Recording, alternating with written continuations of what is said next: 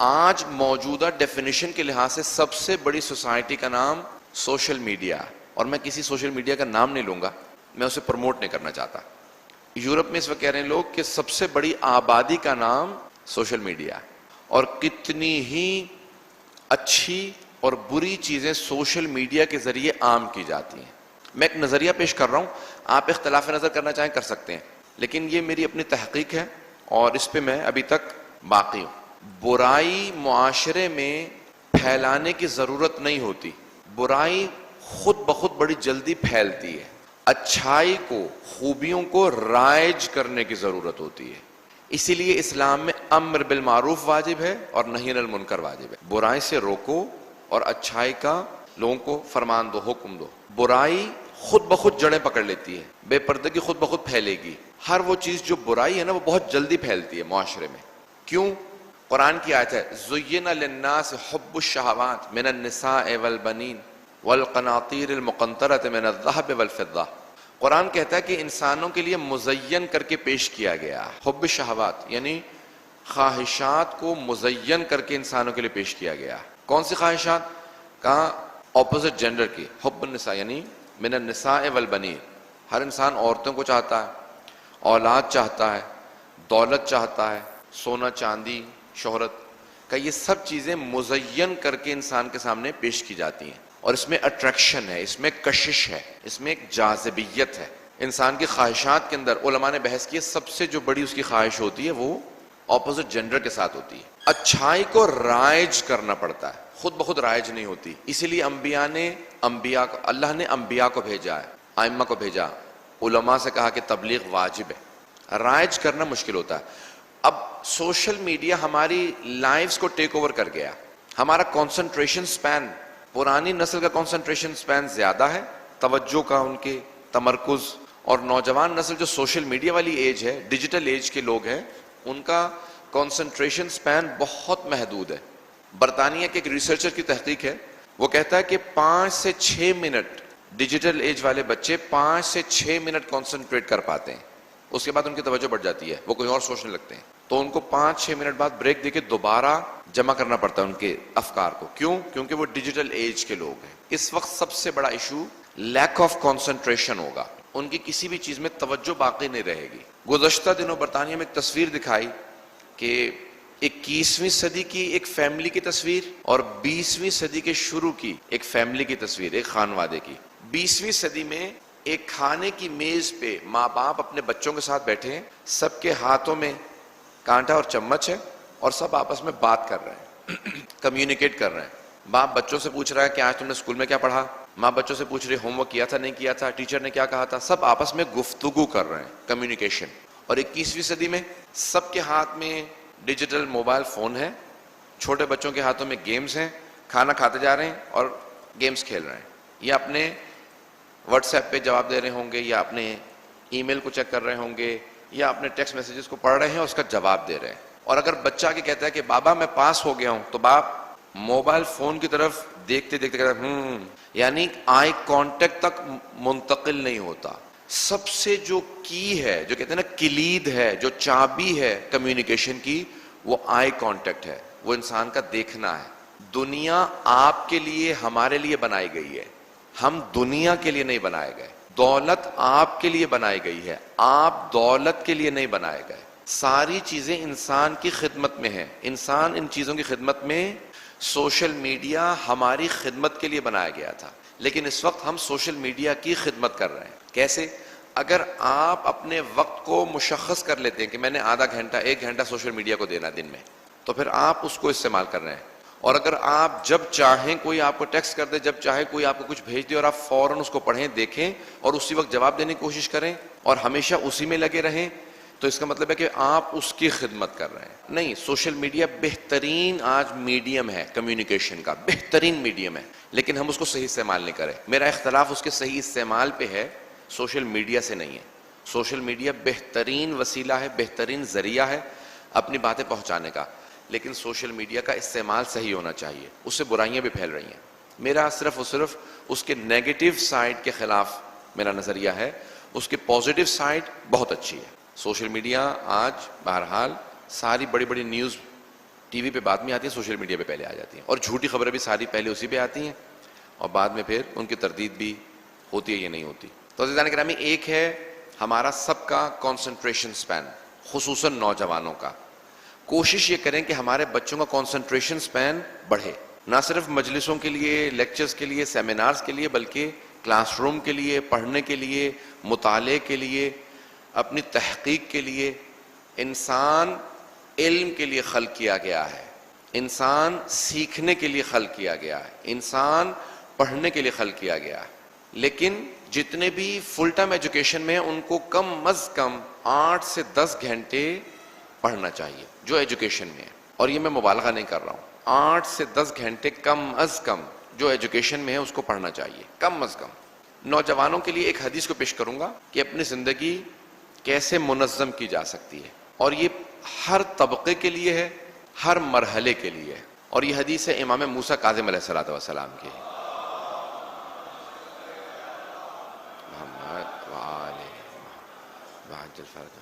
آپ فرماتے ہیں اپنے دن کو 4 حصوں میں تقسیم کرو. 7ویں امام کی حدیث ہے کہ 4 حصوں میں، یعنی 24 گھنٹے کا اگر دن ہے تو اس کو 6 گھنٹوں کے 4 حصوں میں تقسیم کرو. ایک حصہ آرام کا ہے یعنی 6 گھنٹے سو. ایک حصہ کام کا ہے یعنی کم از کم 6 گھنٹے کام کرو. ایک حصہ انسان کی سوشلائزیشن کا ہے، اب اسی میں سے انسان اپنا ٹائم کم کر کے اور اپنی کام کو بڑھا سکتا ہے، 8 گھنٹے 10 گھنٹے 12 گھنٹے کام کر سکتا ہے، اپنے آرام کو بڑھا سکتا ہے، 7-8 گھنٹے آرام کرنا چاہے، لیکن 8 گھنٹے سے زیادہ آرام نہیں کرنا چاہیے. ایک نارمل آدمی کو، بیمار ہو، مریض ہو، وہ اور ایشو، لیکن ایک نارمل آدمی کو 8 گھنٹے سے زیادہ آرام نہیں کرنا چاہیے. 6 گھنٹے امام فرماتے ہیں ضروری ہے دماغ کے لیے، جسم کے لیے، لیکن 8 گھنٹے سے زیادہ نہیں. اور ایک حصہ عبادات کے لیے ہے، اللہ سے راز و نیاز کے لیے. 8ویں امام علیہ السلام نے اس کی تشریح میں فرمایا، امام علی بن موسیٰ الرضا علیہ الصلوۃ والسلام نے.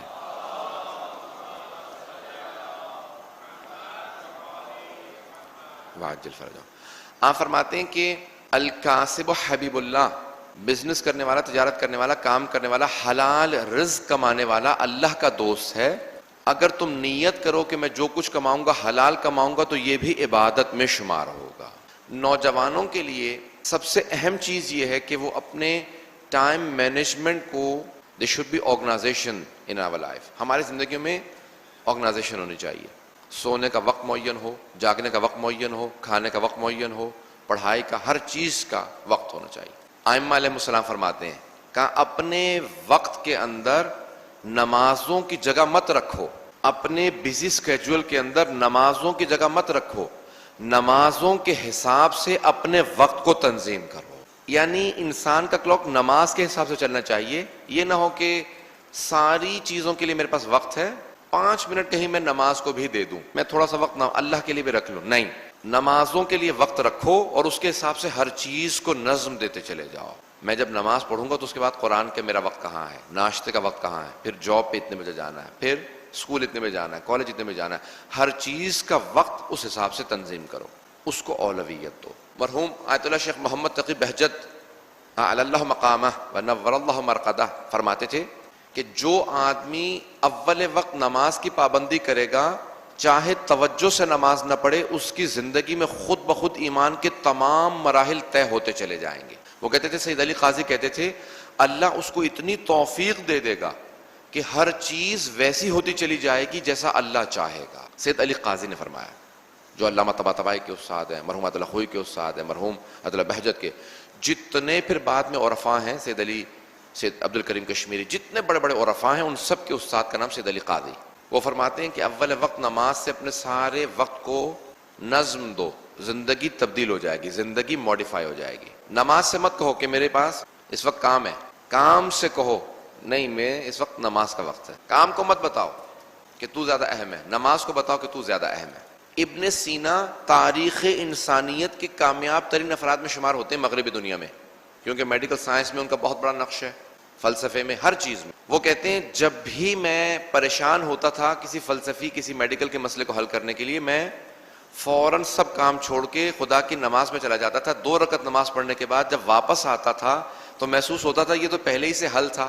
مجھے کیوں سمجھ میں نہیں آ رہا تھا. امریکہ میں ایک اصطلاح ایجاد کی ہے سائیکالوجسٹ نے, وہ کہتے ہیں personal space. Human beings are social animals but they need personal space. انسان سوشل اینیمل ہے, معاشرے میں رہنے والا ہے, لیکن اس کو پرسنل اسپیس کی ضرورت ہوتی ہے, تنہائی کی کچھ دیر. اب میں رسول خدا صلی اللہ علیہ وسلم کی ایک حدیث کو پیش کرنا چاہتا ہوں. آپ فرماتے ہیں کہ ان لی ساعۃ مع اللہ لا یتحملہ نبی مقرب نبی مرسل ولا ملک مقرب. میرا ہر 24 گھنٹے میں خدا کے ساتھ ایک ایسا تعلق برقرار ہوتا ہے جس کا کوئی نبی مرسل اور کوئی ملک مقرب بھی متحمل نہیں ہے. یعنی ہمارا ہر 24 گھنٹے میں خدا کے ساتھ ایک ایسا تعلق برقرار ہونا چاہیے جس کے بغیر ہم لوگ پھر اس پرسنل سپیس سے دور ہوتے چلے جائیں گے, ہمارا کام الہی نہیں رہے گا. تو نوجوانوں کے لیے ولو 5 منٹ ایسے ہوں جہاں تنہائی میں بیٹھ کے, جسے ہم لوگ محاسبہ بھی کہتے ہیں, مراقبہ بھی کہتے ہیں, عرفان کی اصطلاحات میں, اخلاق کی اصطلاحات میں. جیسے 7ویں امام کی حدیث ہے کہ لیس منا من لم یحاسب نفسہ کل یوم, وہ ہم میں سے نہیں ہے جو ہر روز اپنا محاسبہ نہ کرے, جسے آپ لوگ انگلش میں کہتے ہیں accountability. Hold yourself accountable. حاسبوا قبل ان تحاسبوا, خود اپنا محاسبہ کر لو اس سے پہلے کہ تمہارا محاسبہ کیا جائے. تو ایسا ہر روز 5 منٹ کا, اور اگر دن کے آخر میں ہو سونے سے پہلے وضو کریں اور 5 منٹ آنکھیں بند کرنے کے بعد اپنے سارے دن کو اینالائز کریں. نوجوانوں کی معنویت خود بخود بڑھتی چلی جائے گی, آپ کا آج کل سے بہتر ہوگا. علامہ طباطبائی سے سوال کیا گیا کہ نوجوانوں کے لیے کیا چیز ضروری ہے کہ وہ ترقی کریں, تو انہوں نے فرمایا, معصوم نے فرمایا ہے, ہیچ موقع خودتون راضی نباشد, کبھی بھی اپنے سے راضی مت ہونا, اپنے سے خوش مت ہونا, اپنے سے سیٹسفائی مت ہونا. یہ مت ہونا میں بہت اچھا ہوں, میں بہت قابل ہوں, میں بہت دیندار ہوں, میں بہت متقی ہوں. بس جہاں پہ آپ نے یہ سوچنا شروع کیا وہیں سے زوال شروع ہو گیا, وہیں سے آپ کے اندر انحطاط شروع ہو گیا. تو کبھی بھی اپنے سے راضی مت ہو جائیں, ہمیشہ کہیں نہیں مجھے بہتر بننا ہے, مجھے بہتر بننا ہے, مجھے کبھی بھی راضی مت ہو. نمبر 1. نمبر 2, ایک نوجوان نے علامہ طباطبائی کو خط لکھا, کہا میں اپنے آپ کو گناہوں سے بچانے کی کوشش کرتا ہوں, میں اپنے آپ کو سیدھے راستے پہ رکھنے کی کوشش کرتا ہوں, لیکن میرے دل میں اعتقادی شبہات بھی آتے ہیں, میں گناہ بھی بہت کرتا ہوں, میرے پاس وقت بھی زیادہ نہیں ہے کہ میں حوزے کا طالب علم بن جاؤں, میں نوکری بھی کرتا ہوں, پڑھتا بھی ہوں. مجھے کوئی مختصر سا ایسا عمل بتا دیں جو میں اپنی زندگی کے اندر پیادہ کروں, ایگزیکیوٹ کروں, عمل درآمد کروں, اور میری زندگی میں ایک پازیٹیو تبدیلی آئے. تو آپ نے فرمایا کہ اپنی صرف واجبات کی پابندی کرو, اپنی نمازیں ادا کرو, اور رات کو سونے سے پہلے سورہ حشر کی تلاوت ضرور کرو. سورہ حشر, سورہ نمبر ظاہراً 60 ہے, کہ ہر رات کو سونے سے پہلے سورہ حشر کو ضرور تلاوت کر لو, اور اس کی تلاوت کبھی مت چھوڑنا. اگر پابندی سے تلاوت کرتے رہو گے, 5 منٹ لگتے ہیں, شروع میں الفاظ مشکل ہوں گے, 4 صفحوں پہ ہے, شروع میں شاید 10 منٹ لگیں گے, ایک مرتبہ آپ کو 1 مہینہ پڑھیں گے, اس کے بعد 5 منٹ میں 4 منٹ میں آپ تلاوت کر لیں گے, شاید اس سے بھی کم. سورہ حشر کا, سورہ حشر کو پابندی سے پڑھتے رہو, اللہ تمہارے زندگی میں وہ تبدیلیاں لے کے آئے گا جو تم کبھی سوچ بھی نہیں سکتے ہو, وہ مقامات عطا کرے گا جو تم کبھی تصور بھی نہیں کر سکتے تھے. سورہ حشر کی پابندی رکھو. اس قوم کو کسی دشمن کی ضرورت نہیں ہے جس کا جوان 4 برائیوں میں مبتلا ہو جائے. ہر نوجوان ان 4 برائیوں کو اپنے سے دور کرے. وہ 4 برائیاں کیا ہیں؟ جب ان 4 برائیوں میں نوجوان مبتلا ہو جائیں تو اس معاشرے کو کسی دشمن کی ضرورت نہیں ہے, وہ معاشرہ خود بخود ختم ہو جائے گا.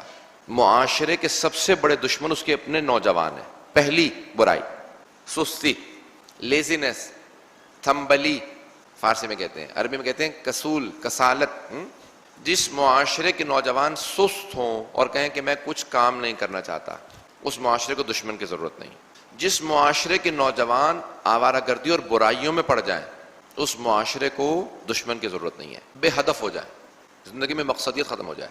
تیسری برائی جو معاشرہ ختم کر دیتی ہے اگر نوجوانوں میں آ جائے, تعلیم سے دوری اختیار کرنے لگے, ان کی زندگی میں تعلیم کی کوئی اہمیت نہ ہو, پڑھنے سے گریز کریں.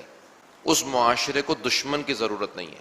سستی, بہرا روی, تعلیم سے دوری یعنی جہالت. جہالت پہ سیٹسفائیڈ ہوں, بڑے خوش ہوں, میں جاہل ہوں, کیا ہوا, کوئی بات نہیں, تعلیم نہیں چاہیے. اور چوتھی چیز کہ جہاں نوجوان اپنے ذہن کا, اپنی صلاحیتوں کا, اپنے دماغ کا استعمال چھوڑ دے. اللہ نے جتنی انسان میں صلاحیت دی ہے اللہ کہتا ہے کہ یہ انسان ملائکہ کے درجے پار کر سکتا ہے اگر اپنی صلاحیات کو صحیح استعمال کرے.